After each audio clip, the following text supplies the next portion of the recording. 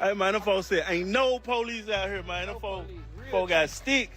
Them folks said, we finna show you, no police be around this hole. Them folks finna, this the police station, man. You hear me?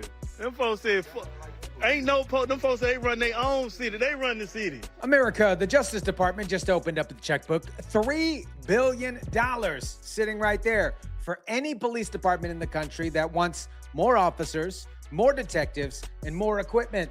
Now, here's the thing. The program's legal name is Bridging Immigration-Related Defects Experienced Nationwide. I want you to spell that out with the first letter of each word. B-I-D-E-N.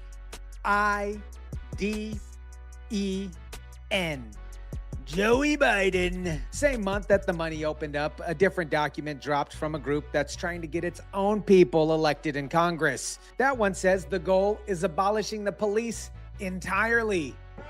Hey, man, the smackers out here. Is somebody in there? Exactly. Look at them. Look at them.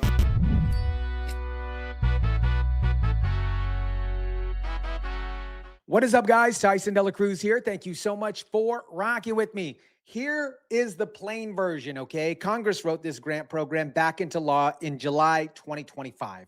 It pays officers, detectives, drones, body cameras, license plate readers, forensic equipment. This is real money for actual real departments. But here is the thing, you guys. To get it, your department needs a 287G partnership, a 287G partnership with ICE, or a commitment to actually get a 287G partnership with ICE, plus participation with Homeland Security Task Force. If your city won't cooperate on immigration enforcement, or you're ignoring federal information sharing across the board, you simply do not qualify. Round 2 of the applications closes on August 19th.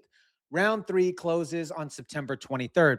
It is live right now. That's not a proposal. I've been around long enough to know that $3 billion actually means a lot to a city budget, especially these ones that have been feeding and relying on C-19 relief funds. That's not abstract money here. That's the difference between a department that answers your 911 calls in 6 minutes or 40 minutes, like we talked about earlier this week. When I hear a number like that sitting across the table and I hear people arguing against taking it, I don't even know why. And here's where it gets real. An internal ICE ledger just got leaked, and it wasn't leaked by anybody on the right. A journalist named Ken Klippenstein published it. Then a pro-immigration advocate group called FWR Forward, I'm believing that's how you would say it, broke down the numbers. $257 million was already gone out of 282 police agencies who signed up for the cooperation. Now, I want you to scale that to what departments normally get. The COPS program was $665 million for the entire country of last year. So that's the entire country of last year. Another grant program was $346 million. This new pot alone, roughly 3 times of those two numbers that I just mentioned combined. And it's not done handing out the money yet. 287G agreements nationwide went from 135 to 958. That is a 609% jump up. Cities are lining up for this, except obviously some aren't. A 3-2 vote stopped Hitchcock from joining the 287G program, a partnership that would have trained more than a dozen officers to work alongside ICE after local criminal arrests. A plan to partner Hitchcock Police with ICE came to a halt Monday night. I don't feel what we can gain from it is worth losing the faith of half your community. So what does that look like? It looks like during the course of normal investigations or criminal law investigations, an officer, if they believe that someone is here illegally, then they can contact the Department of Homeland Security to confirm their residency status. Some council members saying they see the benefit of training local police in this way. That they have a better rapport with the citizens, and it's handled in a more humane way rather than strangers coming in here and doing what they do. While others said they couldn't justify the program. Whatever amount of money that this city gets is not worth anybody's life. A Texas city council just turned down $100 $1,000 per agency, plus $7,500 per trained officer, plus reimbursements for on-call hours. Turned it down. One vote. Now, here's the honest part, you guys. Not every city that says no is doing it out of politics, if you would. Some council members genuinely worried about the trust in the community, whatever that looks like to them, right? And the real concern is worth having a conversation about. And I'm not going to pretend like that conversation isn't happening or it's fake. But look at the city right next door to that conversation. My county has the most comprehensive agreement with ICE in the United States. Both my police department and my sheriff's department have a 287G agreement with ICE. And as a result, we've removed 2,000 illegal migrants from my county in just 1 year. Many of them were involved in things such as attempted murder, kidnapping, robbery, drug dealing, gang activity. So we are a much safer county, we are a much safer region, a much safer state. We had control over what they were doing, and it's worked out incredibly well for us. Kathy Hochul is absolutely wrong. She's the most pro-criminal governor in the whole United States of America, and she spent $8 billion of taxpayer money over the last 3 years on people who aren't New Yorkers, they're not Americans, and it's not putting New Yorkers first. Nassau County took the exact same kind of partnership and removed 2,000 criminal illegal immigrants in 1 year. No raid on churches, no raid on schools, no raid on hospitals, just pure cooperation. And the results, these are results that you can actually count. Now, I want you to go read the platform of the group that's actually gaining ground inside the Democratic Party right now. Obviously, this isn't a rumor. You probably see it across the intrawebs. This is on their own website. That group is called the Democratic Socialists of America, stating their own goal in writing: demilitarize police departments, disempower police unions, redirect the funding, a step towards fully abolishing the police and prison system, separately abolishing ICE, end detentions, and end deportations entirely. Sounds like a fantastic group of individuals. A woman named Hazel Williams sits on that group's national political committee. The abolition of the carceral element of the capitalist state is a very specific thing, right? That's always what I mean when I mean abolish the police. I don't mean abolish some community force under communism that can sort of hold each other accountable. That is a different thing, right? And I feel like this is worded in such a way that it refers to what I mean it to refer to. I think the other issue here that's like sitting in the background is whether or not we should be tailing electeds. Last convention was pretty clear that we passed a bunch of resolutions committing ourselves to working towards being a party surrogate with real political independence. And that means that we run candidates to help serve the party's long-term strategy. And we're strategic about kind of understanding the different rhetorical lines that our electeds versus DSA can hold. And we're thoughtful about how those interact with each other. But the idea that like we need to align ours with theirs is a huge, huge mistake, right? It's a historic mistake.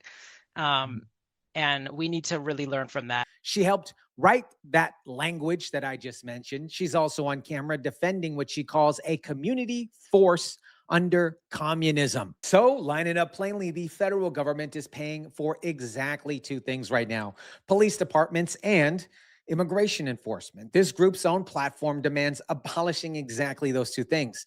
Nobody has a spin for that. We know what's going on there. And you guys, it's not theory anymore. Look at the DSA's alignment with the mayors and actually running cities right now. Our good friend Zorhan Mamdani canceled his own plans to hire 5,000 new NYPD officers, kept the department flat around $35K. Mamdani's own organization, the NYC DSA, publicly attacked him for it, saying keeping the department that size runs against the values of the movement that actually elected him. Their own co-chair went on record in saying this. The safety office Mamdani campaigned on at $1.1 billion showed up as an office with 2 staffers and $260 million.